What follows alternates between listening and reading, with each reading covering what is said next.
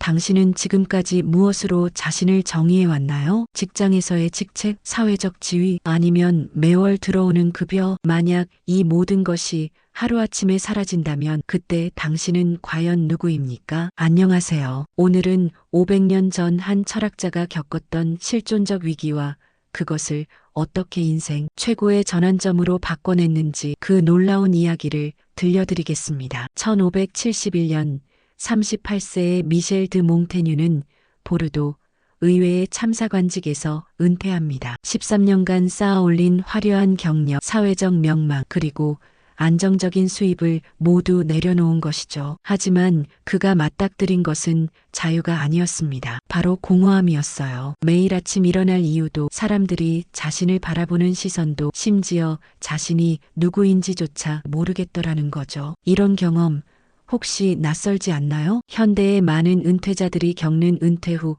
우울증이나 정체성 상실과 정확히 똑같은 상황이었습니다. 몽테뉴는 이렇게 고백합니다. 나는 내가 누구인지 알기 위해 나 자신을 탐구하기 시작했다. 그렇다면 몽테뉴는 어떻게 이 위기를 극복했을까요? 첫 번째, 그는 나 자신 알기를 평생의 과제로 삼았습니다. 나는 다른 사람들을 그리는 화가가 아니라 나 자신을 그리는 화가다라고 말하며 자신의 내면을 솔직하게 들여다보기 시작했죠. 여기서 중요한 건 그가 자신의 단점까지도 숨기지 않았다는 점입니다. 건망증이 심하다는 것, 때로는 게으르다는 것, 감정의 기복이 심하다는 것까지 모두 인정했어요. 나는 모순덩어리다. 하지만 그것이 바로 인간이다. 이것이 바로 진정한 자존감의 출발점입니다. 완벽한 자신이 아닌 있는 그대로의 자신을 받아들이는 것 말이에요. 두 번째, 그는 경험의 가치를 재발견했습니다. 나이가 들수록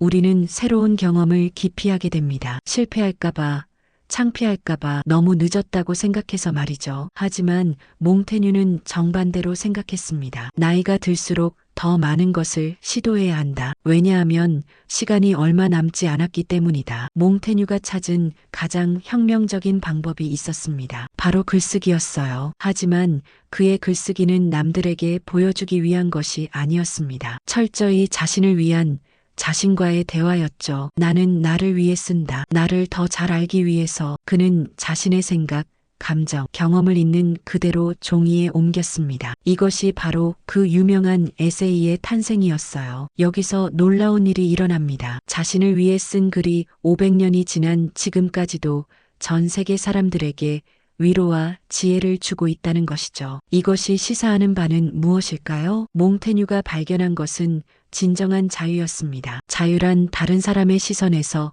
벗어나는 것이다. 은퇴 전까지 그는 다른 사람들이 원하는 역할을 해왔습니다. 훌륭한 공무원, 책임감 있는 가장, 사회적으로 인정받는 인물이요. 하지만 은퇴 후 그는 비로소 미셸 드 몽테뉴라는 개인이 될 수 있었습니다. 나는 이제 내가 되고 싶은 사람이 되었다. 그는 매일을 실험으로 여겼습니다. 새로운 책을 읽고 새로운 생각을 하고 새로운 사람들을 만났어요. 나이는 숫자에 불과하다는 것을 몸소 보여준 거죠. 하지만 몽테뉴도 인간이었습니다. 불안과 두려움이 없었을까요? 아닙니다. 그 역시 죽음에 대한 두려움, 건강에 대한 걱정, 경제적 불안을 안고 살았어요. 그러나 그가 달랐던 점은 이런 감정들과 친구가 되는 법을 알았다는 것입니다. 두려움을 없애려 하지 마라. 두려움과 함께 살아가는 법을 배워라. 그는 불안할 때마다 글을 썼습니다. 자신의 두려움을 솔직하게 마주하고 그것이 왜 생겨났는지 탐구했어요. 놀랍게도 두려움을 글로 쓰고 나면 그 두려움이 생각보다 크지 않다는 것을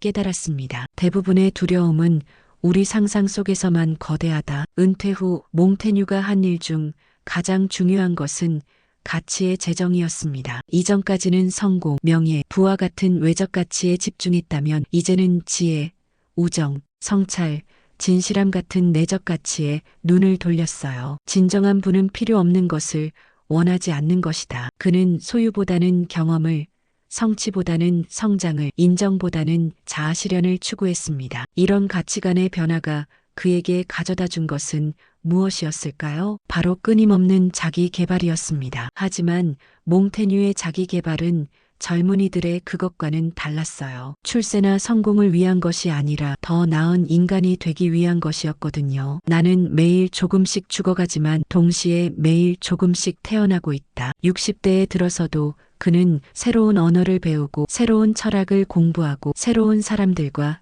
대화를 나누었습니다. 나이는 경험의 축적이지 가능성의 종료가 아니라고 믿었던 거예요. 그렇다면 몽테뉴의 지혜를 현대의 은퇴자들은 어떻게 적용할 수 있을까요? 첫째, 내면 일기 쓰기를 시작하세요. 매일 10분이라도 자신의 생각과 감정을 글로 써보세요. 판단하지 말고 그냥 있는 그대로 써내려가는 거예요. 둘째, 새로운 도전을 받아들이세요. 나이를 핑계로 포기하지 마세요. 새로운 취미, 새로운 공부, 새로운 사람들과의 만남을 두려워하지 마세요. 셋째, 불완전한 자신을 사랑하세요. 완벽해야 한다는 강박에서 벗어나세요. 실수하고 부족하고 때로는 게을러도 괜찮아요. 그것이 바로 인간다운 것이니까요. 몽테뉴는 은퇴 후 인간관계도 완전히 새롭게 정립했습니다. 진정한 친구는 나의 가면이 아니라 진짜 얼굴을 사랑하는 사람이다. 직장에서의 인맥, 사회적 관계에서 벗어나 진정으로 자신을 이해하고 받아들여주는 사람들과의 깊은 관계를 만들어갔어요. 그는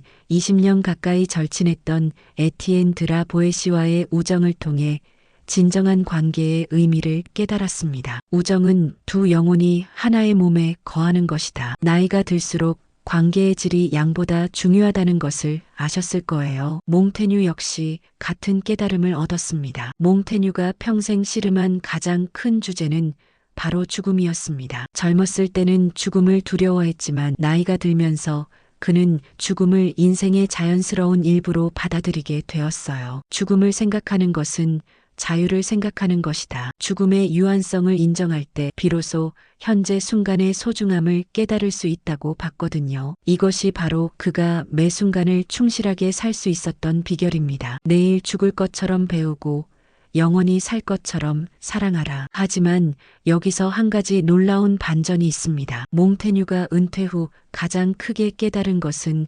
무엇이었을까요? 그것은 바로 자신이 지금까지 잘못 살아왔다는 것이 아니라 다르게 살 수 있다는 가능성이었습니다. 과거를 후회하는 대신 남은 시간을 어떻게 활용할 것인가에 집중한 거죠. 그리고 그가 발견한 가장 큰 보물이 있었는데 그 보물이 무엇인지 궁금하시죠? 마지막까지 집중해 주세요. 몽테뉴가 발견한 가장 큰 보물은 바로 지금 이 순간이었습니다. 과거에 대한 후회도 미래에 대한 걱정도 아닌 바로 현재라는 선물 말이에요. 행복은 목적지가 아니라 여행하는 방식이다. 그는 은퇴 후 20년 동안 누구보다 충실하고 의미 있는 삶을 살았습니다. 그리고 그 모든 경험을 에세이로 남겨 500년이 지난 지금까지도 수많은 사람들에게 희망과 용기를 주고 있어요. 여러분도 마찬가지입니다. 은퇴는 끝이 아니라 새로운 시작입니다. 나이는 제약이 아니라 경험의 축적입니다. 그리고 가장 중요한 것은 여러분 안에는